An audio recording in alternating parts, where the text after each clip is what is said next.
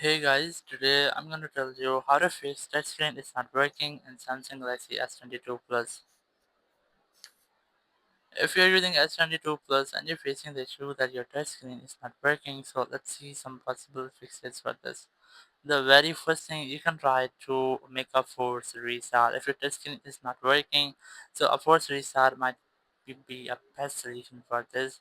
You can try to press and hold the volume down on your power button for almost 15 seconds here. Let's try this. You have to press and hold the volume down and the power button for almost 15 seconds.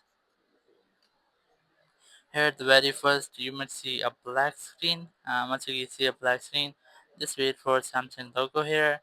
And once you see the Samsung logo, just release the buttons and wait for your phone until it restarts. So it will make a forced restart, which might take longer than usual. You just have to wait for this, and after a forced restart, your issue will be fixed.